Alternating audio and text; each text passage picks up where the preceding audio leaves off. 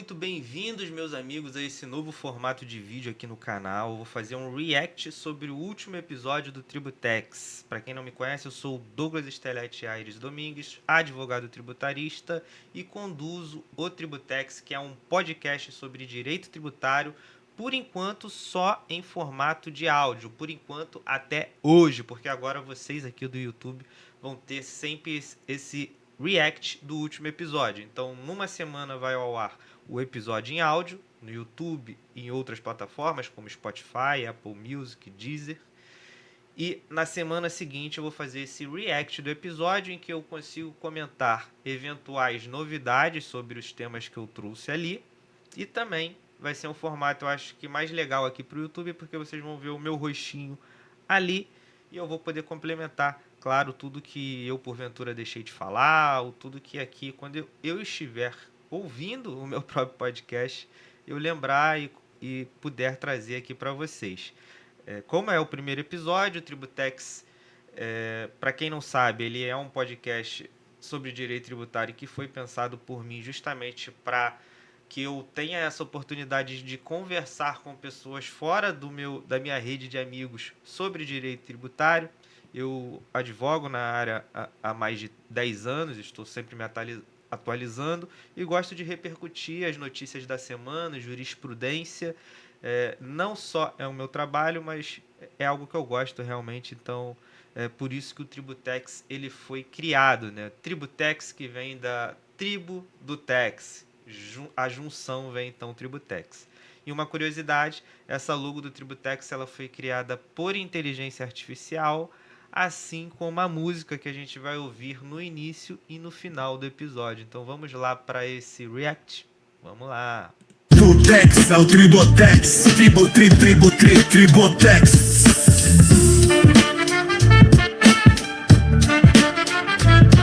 Tributex é o Tributex, Tributex.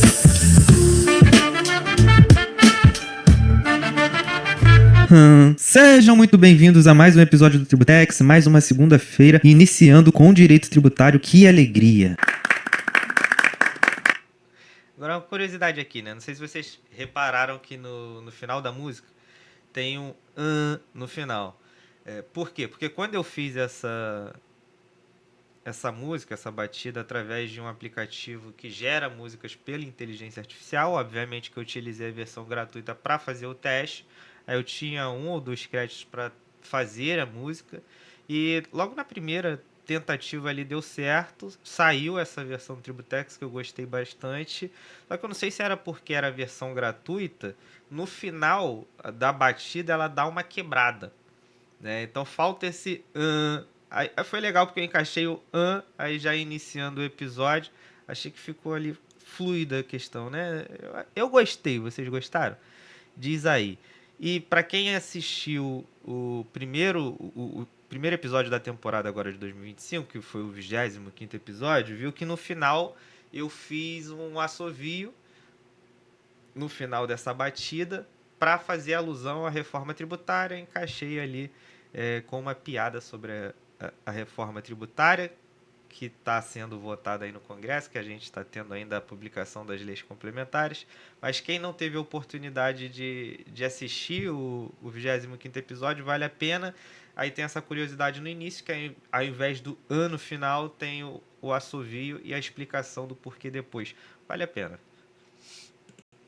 Muito obrigado, é uma honra estar sendo ouvido por você nesse momento. E se você não me conhece, meu nome é Douglas Stelletti Aires Domingues, sou advogado tributarista e criador desse podcast para falar sobre direito tributário. E sabe sobre o que a gente vai falar primeiro? Tema 1293, finalmente julgado pelo STJ, que fala sobre direito aduaneiro, isso mesmo, não é direito tributário, mas por que, Douglas, você está falando sobre um tema de direito aduaneiro se você falou que vai trazer nesse podcast coisas sobre direito tributário? Bom, para quem não tem familiaridade com o assunto, muitos advogados tributaristas acabam também trabalhando com o direito aduaneiro e vice-versa, né? Porque tem uma semelhança muito grande entre esses dois ramos do direito, principalmente quando a gente está falando da aplicação das penalidades aduaneiras, porque a Receita Receita Federal é quem fiscaliza o cumprimento das obrigações aduaneiras e as penalidades são aplicadas também pela Receita Federal. Você se defende através do processo administrativo fiscal federal, que é o mesmo, tanto para créditos tributários quanto para créditos aduaneiros. E no tema 1293, o STJ decidiu sobre a aplicação da prescrição intercorrente aos procedimentos administrativos em que se discute a aplicação de multas aduaneiras. Isso mesmo, esse tema que eu já trouxe outras vezes aqui no podcast. Eu tive o prazer de trabalhar. Pausa. Tá muito rápido, Douglas. Para quem não sabe também, eu acelero, né? Por conta de ser só áudio. Eu acelero a minha fala nesse podcast só em formato de áudio para o Spotify, que eu também publico aqui no YouTube em formato de áudio. Então fica um pouquinho mais rápido do que a minha fala normal. Se você achar que tá devagar demais, você pode acelerar aqui no YouTube, mas como eu tô reagindo a um episódio que já é acelerado, eu acho que vai ficar bem estranho.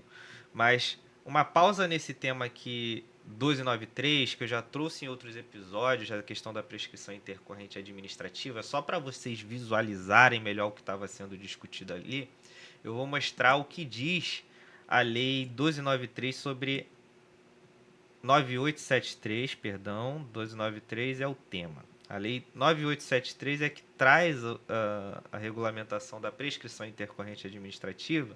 E o artigo 1º ela diz: prescreve em 5 anos a ação punitiva da administração pública federal, direta e indireta no exercício do poder de polícia, blá, blá, blá, blá, blá, blá, blá. Aí vem o parágrafo 1º que diz: incide a prescrição no procedimento administrativo paralisado por mais de 3 anos, pendente de julgamento ou despacho, cujos atos serão arquivados de ofício ou mediante requerimento da parte, enfim. Moral da história. Essa lei traz a regra da prescrição intercorrente no âmbito do processo administrativo, né? E, então, se ele ficar paralisado por mais de 3 anos, ocorre a prescrição. Então, mediante o requerimento da parte ou de ofício, o que está sendo discutido ali deve ser arquivado. E, consequentemente, se a gente estiver falando de multa aduaneira, a gente pede anulação, nós, contribuintes. Só que o artigo 5º dessa mesma lei, ele diz o seguinte, olhem aqui para o lado direito, que é onde tá maior, né? Ele diz: o disposto nessa lei não se aplica às infrações de natureza funcional, tudo bem, mas aqui é que está o pulo do gato, e aos processos e procedimentos de natureza tributária.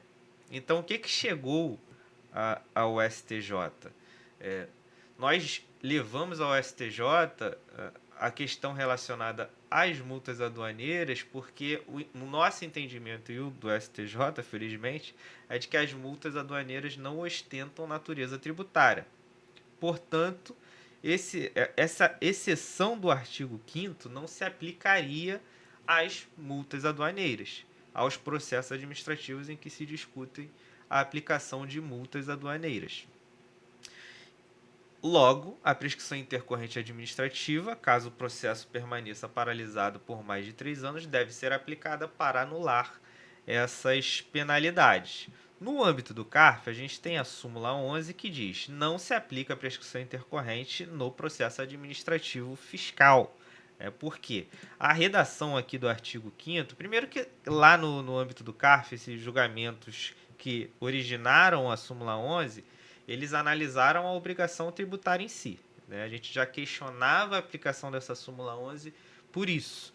No momento da edição da redação da súmula 11, entrou o processo administrativo fiscal como um todo, que também é o procedimento utilizado para o julgamento ali das impugnações relacionadas a multas aduaneiras, que também é aplicada pela Receita Federal, e o contencioso administrativo também ocorre ali no âmbito das delegacias de julgamento da Receita Federal e do CARF, né, segunda instância.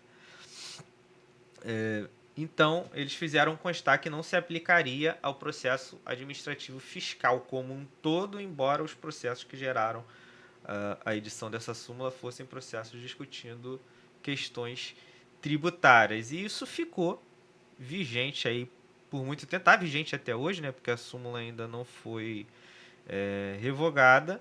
Mas por quê? Porque aqui no artigo 5º tem uma impropriedade aqui do legislador que ele diz procedimentos de natureza tributária. Só que o que a gente defende é que não existe procedimento de natureza tributária. O que tem natureza é o crédito. Então, para se analisar a natureza que está dizendo aqui no artigo 5º, você tem que analisar o crédito, se ele possui a natureza tributária ou não, a obrigação em si que está sendo discutida ali no processo, né? Então não existiria um procedimento de natureza tributária. Então, quando ele falou aqui procedimento de natureza tributária, ele quis dizer os procedimentos que estão em discussão, créditos e obrigações de natureza tributária. Então, essa exceção do artigo 5º só se aplica aos créditos, aos processos em que se discutem créditos e obrigações de natureza tributária. Consequentemente, não tendo a multa aduaneira uma natureza tributária, deveria se aplicar a prescrição intercorrente administrativa prevista na Lei 9873, que foi o que a gente defendeu ao longo dessa tese, os contribuintes administrados em geral, e que o STJ estava analisando ali no âmbito do tema 12973.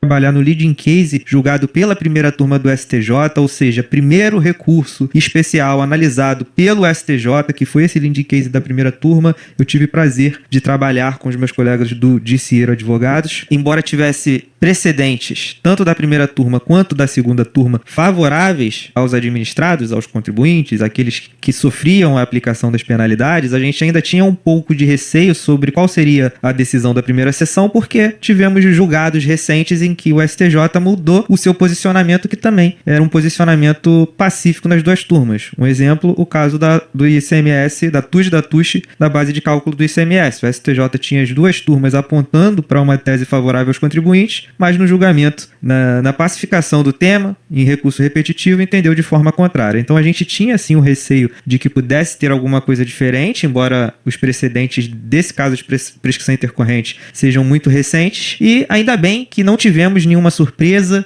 O tema 1293 foi julgado de forma favorável. Uma pausa aqui, porque esse leading case que eu menciono é esse RESP 1999532 do Rio de Janeiro. Como eu disse no episódio, eu tive a oportunidade de trabalhar nele, e foi o primeiro recurso especial julgado pelo STJ relacionado à prescrição intercorrente. Nesse caso aqui, a recorrente era a Fazenda Nacional. A gente tinha decisões, 2 tribunais regionais federais aplicando a prescrição intercorrente, mas ainda não havia um julgamento do STJ sobre a matéria.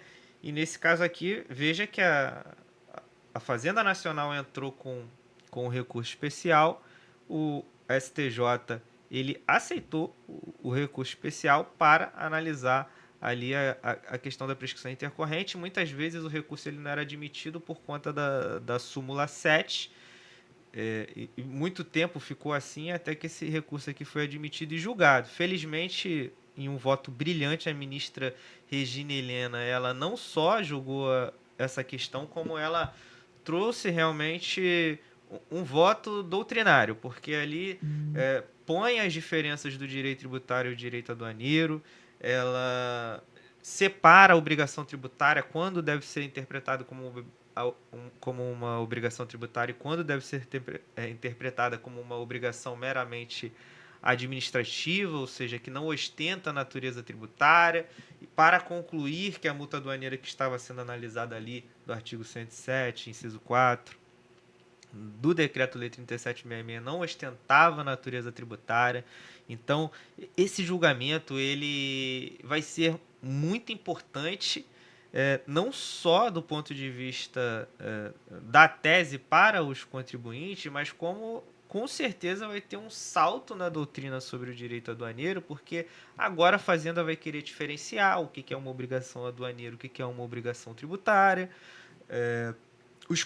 Os próprios contribuintes vão querer diferenciar para poder enquadrar o maior número de situações, como ostentando uma natureza administrativa vinculada ali ao direito aduaneiro, em que o bem jurídico tutelado principal não é o tributo. Então, Creio eu que com o julgamento desse tema 1293, a doutrina do direito aduaneiro vai ter um grande salto. Então pode anotar isso e analisar aí para frente como vai se portar a doutrina e os artigos relacionados ao direito aduaneiro, né? Que infelizmente ainda é muito vinculado ao direito tributário porque ele não tem um código, não tem um código de direito aduaneiro. Você tem um regulamento aduaneiro, mas que faz referência, um compilado ali de várias leis, inclusive o Decreto-Lei 3766, que é um decreto-lei que ele trata tanto do direito aduaneiro como dos tributos ali no comércio exterior, né? Então acaba tendo muita mistura com o direito tributário em si. É um ramo do direito que ele tem pouca diferenciação, ele é um pouco confuso ainda, muito ligado ao direito tributário, e que eu acho que agora vai ter aí um salto para criar mais independência, digamos dessa forma, né? Então vamos lá.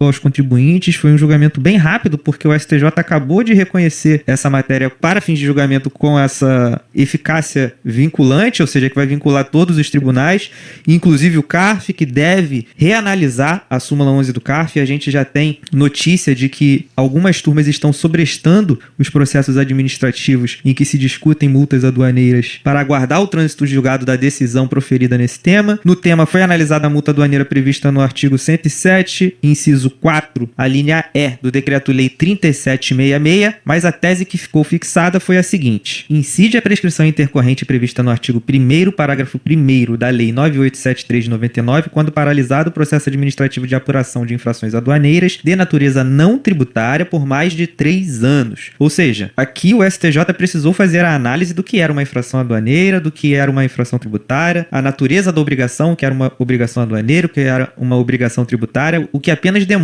o diálogo desses dois ramos do direito. Então, por isso que um advogado que atua na área tributária geralmente também atua com essas causas, principalmente relacionadas a multas, ao comércio exterior, relacionadas aos tributos no comércio exterior, obviamente que seria tributário, mas também aos aspectos de controle aduaneiro ali, que não necessariamente estão ligados diretamente ao tributo, mas que podem gerar obrigações e podem gerar penalidades. Eu poderia ficar o episódio inteiro falando desse tema, mas desviaria do objetivo dos episódios regulares do Tributex. Então, se você quer ouvir mais sobre esse tema, me dá um alô para que eu faça um episódio especial só sobre ele, trazendo não só essas questões mais teóricas, como também a minha experiência atuando em processos dessa natureza que levaram ao julgamento dessa tese. Que eu trouxe um pouquinho aqui, né? Interrompi o Leão ali. Sai pra lá, Leão. Sabe o que isso significa, né? A temporada do imposto de renda está aberta. Desde o dia 17 de março, você já está podendo entregar sua declaração do imposto de renda, então não deixe para a última hora. O prazo final será 30 de maio desse ano. Então corra atrás dos seus documentos, já procure um profissional especializado se a sua declaração for complexa e fique atento às mudanças. A Receita Federal trouxe algumas mudanças, a maioria delas não afeta nada, apenas tira alguns campos, como o título de eleitor, não vai constar mais. Mas em algumas situações, por exemplo, quem atualizou o valor dos imóveis em decorrência daquela lei que permitia a apuração e a redução do ganho de capital, eu particularmente não conheço ninguém que tenha aderido ao que aquela lei trouxe, porque ela não foi muito boa, mas quem... Alguém aderiu a essa lei? Para quem não lembra, era a lei que dizia que você tinha, depois de aproveitar essa redução, você tinha que ficar com o imóvel, mas não sei quanto tempo, para conseguir aproveitar o desconto de fato, de forma definitiva. Acho que 15 anos, enfim. Não achei uma boa saída, mas pode ser que alguém tenha feito uma leitura diferente, né? Atualizou o valor dos imóveis de acordo com essa lei, é obrigado a declarar. E quem possui rendimentos do exterior também teve uma pequena mudança. A apuração que era mensal agora passou a ser anual, então tem que se ligar para ver como declarar. Então, se você, principalmente você, que vai fazer a declaração do imposto de renda sozinho, sem a ajuda de um profissional, é válido verificar cada mudança para ver se no seu caso haverá algum impacto. E é justamente nesse tema que vem a dica surpresa da semana. Fique atento à sua declaração pré-preenchida, porque a Receita Federal promete que turbinou a declaração pré-preenchida com várias informações, inclusive informações sobre contas no exterior. Será? Bom, a declaração pré-preenchida, na verdade, pelo que eu estava lendo aqui na internet, ela só vai estar disponível com todas as informações no dia 1º de abril, dia da mentira. Vamos ver aqui.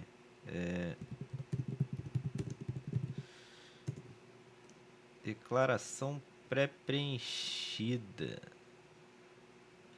Olha, declarar agora ou aguardar a pré-preenchida. Receita Federal deve disponibilizar todos os dados da declaração pré-preenchida em 1º de abril. Eu li isso. Então, eu sugeriria aguardar a declaração pré-preenchida, tá? Para você realmente saber tudo que tem na Receita Federal e se lembrar, caso você esteja esquecendo de alguma coisa, das situações que você deve declarar. Mas fique atento porque podem ter erros ali na declaração pré-preenchida, principalmente relacionadas à localização desses rendimentos. Não é porque o rendimento está informado ali, às vezes como rendimento tributável, que ele é tributável. Você tem que fazer uma análise realmente. Essa análise é mais fácil para quem é profissional, que sabe os rendimentos de natureza tributária que devem ser tributados e os que não devem ser tributados. Então, se a sua declaração ela não é simples, você não recebe informe de rendimentos tudo bonitinho, com tudo ali que tem que ser declarado, onde tem que ser declarado, então, meu amigo, é melhor você procurar um advogado ou um contador, né? Porque senão o risco de você cair na malha fina é bem alto. E um profissional acaba sendo mais em conta, acaba prevenindo eventuais erros que sejam realmente passíveis de prevenção e preparando já a sua declaração, porque tem situação em que a malha fina ela é quase certa, que é o caso dos rendimentos recebidos acumuladamente e algumas outras situações, porque a Receita Federal ela realmente quer verificar, por ter uma grande probabilidade de erro, ela quer verificar se foi tudo declarado corretamente, verificar os dados do processo em que os rendimentos foram recebidos de forma acumulada, os dados do pagamento e tudo mais, para poder liberar. Então, esse tipo de declaração com certeza vai para a malha fina. E se foi feita por um profissional, com certeza ele já vai preparar a documentação para quando cair na malha fina, apresentar já uma prévia de defesa, inclusive, né? Para não aguardar cair na malha fina, aí você se defende na malha fina errado também, aí já vai receber a notificação de lançamento, aí que você vai procurar um profissional. Aí fica difícil, né?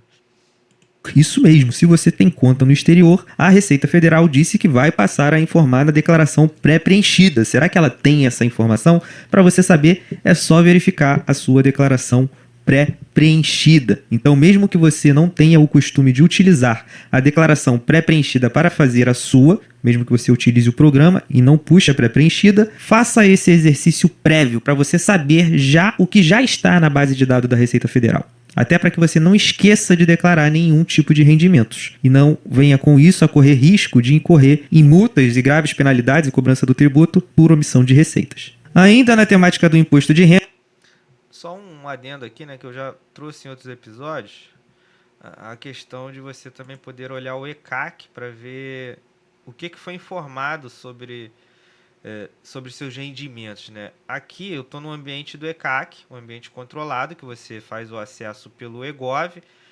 Você tem que ter salvo engano, uma conta ouro ou prata para acessar esse campo aqui de declarações e demonstrativos. Eu não tenho certeza, tá, gente?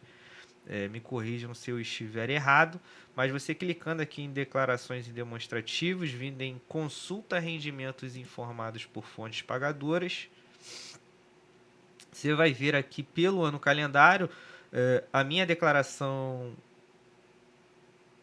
de imposto de renda retido na fonte, que é a declaração entregue pelas fontes pagadoras. Por exemplo, os meus contratantes, eles entregam essa declaração para a Receita Federal e aqui eu consulto o que eles informaram que me pagaram.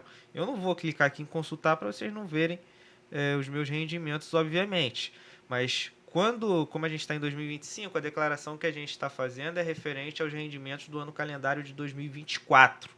Então, quando ficar aqui disponível o ano de 2024, eu vou clicar aqui no ano e vou apertar em consultar e vou verificar o que está informado ali. Muito provavelmente essas informações também estarão na declaração pré-preenchida, mas vale a pena você verificar a pré-preenchida e também verificar esse ambiente aqui. Repito, aqui é o inicial ali do ECAC, logo que você faz o login, declarações e demonstrativos, consulta rendimentos informados por fontes pagadoras, clica no calendário que você quer, que vai ser o 2024, para essa declaração que a gente tem que entregar agora até 30 de maio de 2025, e consulta ali para ver o que tem para evitar esquecimentos, né, meu amigo? Tem gente que tem amnésia tributária, tem gente que tem. Então, vale a pena verificar ali o que a Receita já está te lembrando que você recebeu. Renda, para quem me acompanha no Instagram, viu que eu postei recentemente um vídeo no YouTube comentando o material publicitário do governo referente ao projeto de lei que foi apresentado para isentar todos aqueles que recebem até R$ 5.000. Para quem não viu, vale ver, hein? São 2 vídeos. Um eu comentei o material publicitário, o outro eu comentei o texto do projeto de lei em si. Esse que promete isentar aí através de descontos, não é bem uma isenção, os contribuintes que recebem até R$ 5.000 de imposto de renda, e vai graduando, tem questão do dividendos, tem questão de tributação dos dividendos de não residentes, né? Então vale a pena assistir. Que é uma proposta do governo desde a época das eleições, e ano que vem a gente sabe que já começa a campanha eleitoral. Então o governo se movimentou e apresentou essa mini reforma da renda que virá em vários projetos de lei separados. Acho que não vai vir algo tão consolidado como ocorreu na reforma do consumo. E esse projeto de lei, estou interpretando que é o primeiro referente à reforma da renda. Ele não trata apenas da isenção daqueles que recebem até R$ 5.000, essa isenção que ela vem num modelo diferente, que é um modelo de descontos, ou seja, não houve a atualização da faixa de isenção do imposto de renda, ou não foi proposto isso, porque esse projeto de lei ele ainda vai ser votado na Câmara dos Deputados, vai ser votado no Senado, e se aprovado em 2025, só passará a valer em 2026. Então ele ainda não está em vigor. Ele foi entregue na Câmara dos Deputados, que vai começar a análise, e claro que o Congresso Nacional pode alterar muita coisa ali dentro. Mas o texto de agora, apresentado, traz isso, né? A isenção do imposto de renda para quem recebe até R$ 5.000, de 5.000 a 7.000 vai ter uma redução parcial, ali pela aplicação dos descontos de forma parcial. Acima de R$ 7.000, as pessoas não terão mais essa isenção. O projeto também trouxe a previsão de tributação por uma alíquota adicional do imposto de renda, aliás, uma alíquota mínima do imposto de renda para aquelas pessoas que recebem R$ 50.000 mensais ou 600. É o seu caso? Se não for, ó, profetizem, pega essa benção. R$ 1.000 no ano, inclusive considerando os dividendos, ou seja, Brincadeiras à parte, a gente tem, a gente não gosta de pagar tributo, né? O brasileiro não gosta de pagar tributo. Mas se você parar para pensar, quanto mais tributo você está pagando, significa que você está recebendo mais dinheiro, né? Então, olhando pelo copo meio cheio, motivo de alegria. Você deixaria de querer receber R$ 50.000 por mês porque você vai pagar um pouco mais de tributo? Eu prefiro receber os 50.000 e pagar um pouco mais de tributo do que ficar aqui no meu salário atual, na minha situação atual, pagando menos tributo. Então vamos querer sempre crescer, né? Por mais que isso simbolize aí uma parcela maior de cooperação para com a sociedade, é sempre bom ganhar mais. Ou seja, essas pessoas passam a ter os dividendos tributados caso a tributação mínima deles não atinja o patamar previsto lá na norma, sendo que haverá uma tributação na fonte de 10% sobre os valores transferidos para essas pessoas, e só na declaração de ajuste anual que haverá eventual correção e restituição. O projeto de lei... Mais uma importância aqui da declaração de ajuste anual. Declaração de ajuste anual, imposto de renda, ele é anual. Você tem as retenções, antecipações mensais, mas é no final do ano que você faz, não no final do ano, mas até o início do ano seguinte, né? Maio, já foi abril, você faz ali a declaração de ajuste, em que você informa não só as rendas, mas como as despesas dedutíveis, ou faz a declaração simplificada, que traz uma presunção ali de gastos dedutíveis. E com isso você ajusta o valor que você tem a pagar. E quem deixou de pagar ao longo do ano, paga. Quem pagou demais, recebe a restituição. A lógica é essa. Ele é bem pequeno, mas traz bastante conteúdo. No YouTube eu comentei melhor sobre cada ponto do projeto de lei. O governo também promete que a soma da tributação da pessoa física com a pessoa jurídica não vai ultrapassar a alíquota do imposto de renda ICS/LL prevista para a pessoa jurídica. Muito provavelmente eles estão na tentativa de derrubar a tese dos contribuintes de que já haveria tributação na pessoa jurídica, então eles colocaram. Com certeza estão. Inclusive eu estava vendo um painel da Comissão de Direito Tributário aqui da OAB do Rio de Janeiro, e o professor Sérgio André, professor de todos, ele comentou justamente a mesma situação. Porque muito dificilmente vai passar. Porque quem defende a não tributação dos dividendos, eu, defende que já é tributado na empresa. Então eles trouxeram esse mecanismo aí para dizer, olha, isso aqui não vai passar a alíquota nominal, então você não pode alegar que já é tributado na empresa, porque eu estou te dizendo aqui que se passar a alíquota nominal, eu vou te devolver o valor que a gente reteve ali de tributo. Muito obrigado, governo. Você realmente é uma mãezona, né? Colocaram isso ali no projeto de lei para dizer, olha, a gente está prometendo que não vai passar a alíquota nominal do imposto de renda mais CSLL. Enfim, é uma gambiarra ali que eles colocaram para dar um suporte adicional ao projeto de lei. O artigo da lei que trazia a isenção do imposto de renda sobre dividendos também foi alterado para prever que a isenção não será aplicada nesses casos de alta renda. E quem está residente no exterior, quem reside no exterior e tem investimentos no Brasil e vai receber dividendos, vai ter uma tributação na fonte também de 10%. Então... E essa tributação, caso passe, né, a gente está falando de um projeto de lei que ainda não foi votado no Congresso Nacional. Por exemplo, eu estava vendo que as ações da BBSE, por exemplo, elas 60%, mais 60% são de estrangeiros, né? Estrangeiros que detêm essas ações. Então, se de fato começa a se tributar dividendos de investidores estrangeiros e de quem reside fora do país e investe aqui no país, será que eles vão querer manter os investimentos aqui? Muitos sim, mas acredito que muita gente também vai sair. Então, é algo a se pensar e que com certeza vai ser discutido no Congresso Nacional. Esse projeto de lei apenas acende o alerta para que você fique atento às discussões no Congresso Nacional e, de alguma forma, tente participar da votação desse projeto. Todos nós aqui fazemos parte da sociedade. Então, nós temos como, sim, pressionar os políticos para que eles votem de acordo com os nossos interesses, que, de fato, é o que deveria ocorrer. A gente sabe que não ocorre sempre dessa forma, mas nós podemos fazer isso, né? Então, você entendendo que você pode fazer isso já é o primeiro passo. Já fique atento, exerça sua cidadania e acompanhe esse início da reforma do imposto de renda e os próximos projetos que com certeza virão. E quem me segue no Instagram sabe que eu fiz uma enquete sobre a ADI 4. E quem não segue, me siga, né?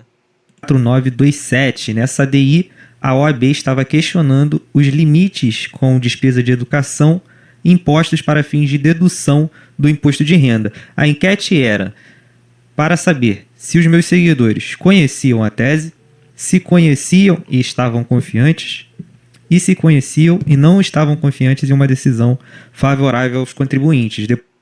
Você conhecia a tese? Bom, basicamente, quando você vai deduzir os gastos com educação, você tem um teto que não é atualizado, salvo engano, desde 2015. E a OAB estava argumentando ali que esse teto ele seria inconstitucional. Ou seja, a OAB queria que, se você gasta 10 mil com educação no ano, que você pudesse abater esses 10 mil da base de cálculo do imposto de renda, e não só o teto que fica ali, eu acho que 2 e pouco, 3 e pouco, não lembro, que é bem menor dos gastos normais das pessoas que precisam buscar uma educação particular, que cada vez um número maior de pessoas, justamente porque não temos uma educação de qualidade assim e nem para todos. E a OAB defendia ali que isso deveria ter sido atualizado, né? Assim como defendeu em uma outra ação julgada há algum tempo atrás que a tabela do imposto de renda deveria ser atualizada também para refletir pelo menos ali a inflação. Já tinha perdido, né? Então a minha expectativa não era muito boa para essa tese dos gastos educacionais. Então vamos ver aqui a conclusão do episódio. Depois eu postei um vídeo também comentando toda essa situação e ali eu coloquei que eu não estava confiante em uma decisão favorável porque o STF, por exemplo, ao julgar também uma ação da OAB para fins de atualização da tabela do imposto de renda, disse que não cabia ao judiciário se intrometer nessas questões. Não deu outra e o STF, por unanimidade, julgou improcedente o pedido formulado agora na ADI 4927, porque disse que o patamar decorre de legítima opção política do legislador. Ou seja, não queríamos, mas deu a lógica. E o troféu de último tema desse episódio vai para a possibilidade do STJ julgar sobre a sistemática dos recursos repetitivos, o momento em que o indébito tributário ou o reconhecimento do direito à compensação do julgado procedente e já transitado em julgado deve ser oferecido à tributação para fins do IRPJ e da CSLL. Nossa, quase que não sai. CSLL. Bom, para quem não tem familiaridade com esse tema, aqui os contribuintes estão brigando para o reconhecimento de que apenas na homologação da compensação é que os créditos devem ser efetivamente oferecidos à tributação e não no momento do deferimento do pedido de habilitação do crédito. Isso ocorre porque quando o contribuinte entra com uma ação pedindo reconhecimento do indébito e o direito à compensação, ele ganha essa ação e tem o trânsito em julgado, ele tem que ir até a Receita Federal, habilitar o crédito para depois conseguir compensar com os débitos existentes. Até aí tudo bem, mas existe um entendimento, especificamente da segunda turma do STJ, alguns julgados, dizendo que o contribuinte deveria oferecer esse crédito à tributação pelo IRPJ e pela CSLL no momento do deferimento do pedido de homologação. Mas como eu falei aqui, quando você obtém a homologação daquele crédito, não significa que você irá utilizar esse crédito, né? Você só vai utilizar quando você entrega a declaração de compensação, visto que depende de haver um débito compensável com o valor daquele crédito. A lógica aqui né? Vamos utilizar como exemplo a ação do século, ali a tese do século, que foi a exclusão do ICMS da base de cálculo do PIS e da COFINS. Essa tese gerou um volume de créditos grande para os contribuintes que haviam discutido ali no judiciário, e esses créditos precisaram, para ser utilizados após o trânsito em julgado das ações, ser homologados e posteriormente seriam compensados. Mas para você compensar, o crédito nada mais é do que uma moeda, né? Você não, é como se fosse uma moeda. Você não gasta dinheiro se você não tem com que comprar, né? E o crédito, se você não tem um débito, você não consegue utilizar o seu crédito. Nesse caso, você teria que pedir a restituição em dinheiro, mas essas pessoas solicitaram o creditamento. Então, elas precisam ter um débito. Não necessariamente elas vão ter o débito inteiro no momento da homologação do crédito. Pode ser que esses débitos venham a surgir posteriormente, por isso que são entregues depois várias declarações de compensação. E o que se discute é qual o momento de tributação pelo IRPJ e pela CSLL. Se o crédito ele é moeda, entre aspas, né? Ele pode ser tido como um ativo. Então, ele vai integrar ali a base de cálculo do IRPJ e da CSLL. Eu não consigo falar. Eu não consigo falar de jeito nenhum, cara. Minha língua prende. É impressionante. Então, vai integrar e vai ser tributado. Mas qual o momento de oferecimento? Eu vou oferecer 1 bilhão de crédito para tributar na hora que eu estou homologando? Pô, sacanagem, né? Você não está recebendo nada efetivamente. Por mais que seja uma moeda, não está entrando nada no seu caixa, não está entrando dinheiro, porque, né? Então, já vou oferecer a tributação ali. Então, os contribuintes eles estão defendendo que tem que ser realmente no momento da utilização, que é com a compensação, que é quando você é quando se configura e se conclui, né, se concretiza e se aperfeiçoa a utilização daquele crédito. Então, os contribuintes entendem que é ali que deveria ter o oferecimento, a tributação ali pelo IRPJ e pela CSLL. Foi. E os contribuintes brigam aqui justamente para que esse oferecimento, a tributação do IRPJ e da CSLL, não ocorra no momento da habilitação, visto que não haveria ali a efetiva utilização do crédito. E o STJ provavelmente irá analisar essa questão de forma definitiva em breve. Definitiva entre aspas, né? Então com isso nós finalizamos. Entre aspas, porque a gente sabe que às vezes as questões são julgadas e depois de um tempo são julgadas de novo, né? A gente teve a questão da taxa de incêndio aí, que talvez venha no próximo episódio, será? Vamos ver. O episódio. Muito obrigado pela sua audiência. Eu peço que curta o episódio, compartilhe com os seus amigos, me siga no Instagram, @aires.domingues.adv. Siga no Instagram, gente, @aires.domingues.adv. Aqui embaixo da legenda do episódio, do título do episódio. Embaixo do vídeo também. Então não deixe de me seguir no Instagram, eu trago mais vídeos. Também tem vídeos meus no YouTube. Essa semana eu fiz um Esse, por exemplo, é um vídeo no YouTube. Vídeo sobre a reforma da renda, o PL que eu comentei aqui também nesse episódio. Fiz o vídeo comentando o material publicitário e depois o texto do projeto de lei, em tempo real. Em tempo real, relacionado ao momento que eu estava gravando o vídeo, porque ele não foi ao vivo, mas eu estava lendo ali e dando a minha opinião sobre ele. Então vale a... Por exemplo, eu tô gravando esse vídeo em tempo real. Tempo real pra mim, você só não tá vendo. Vai ver depois, quando eu postar. pena. Me siga no Instagram que aí você vai ficar mais envolvido na tribo do Tex. É isso. E aproveitando para me despedir aqui desse vídeo, obrigado pela audiência. Não deixem de me seguir no Instagram, não deixem de me seguir aqui também no canal. Ativa o sininho para quando tiver novos vídeos. Se você atua com direito tributário, se você gosta de ouvir sobre direito tributário, se você realmente é da tribo do Tex, não deixe de me acompanhar. Valeu! Tributex é o Tributex. Tributex.